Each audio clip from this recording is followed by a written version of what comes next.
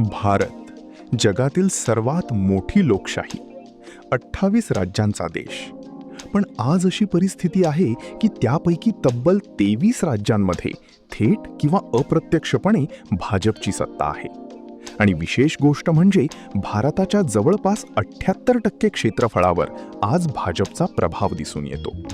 एका काळी फक्त 2 जागांवर सीमित असलेला पक्ष आज देशाच्या बहुतेक भागात आपली मजबूत राजकीय पकड निर्माण करण्यात यशस्वी झाला आहे.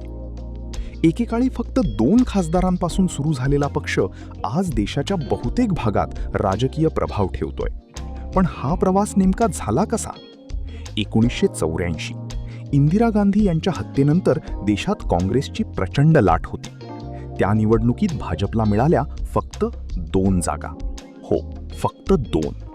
तेव्हा अनेकांना वाटलं होतं की हा पक्ष काही वर्षात संपेल. पण पुढच्या काही दशकात भारतीय राजकारण पूर्णपणे बदललं. 1990चं दशक आलं.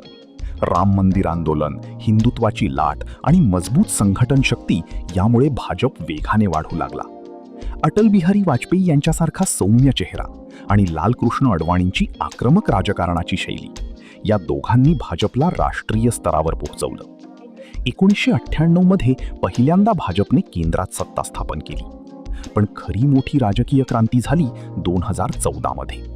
नरेंद्र मोदी यांच्या नेतृत्वाखाली भाजपने विकास आणि मजबूत नेतृत्व ही प्रतिमा तयार केली.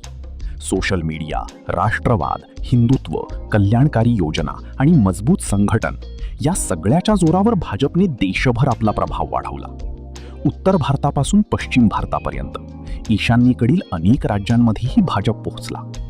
आज परिस्थिती अशी आहे की काही राज्यांमध्ये भाजपची स्वतःची सत्ता आहे, तर काही ठिकाणी मित्रपक्षांसोबत सरकार चालतं.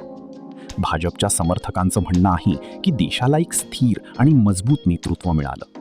मोठे निर्णय जलद घेण्याची क्षमता आणि राष्ट्रीय स्तरावर एकसंध राजकारण यामुळे भाजपचा प्रभाव सातत्याने वाढत गेला.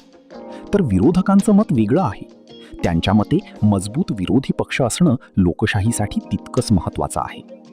आज भारताच्या जवळपास 78% भूभागावर भाजपचा प्रभाव आहे आणि हा प्रवास भारतीय राजकारणातील सर्वात मोठ्या बदलांपैकी एक मानला जातो. कधी काँग्रेस अजेय वाटत होती, आज भाजप आहे आणि उद्या तो निर्णय भारतीय जनता घेणार आहे. तुम्हाला काय वाटतं?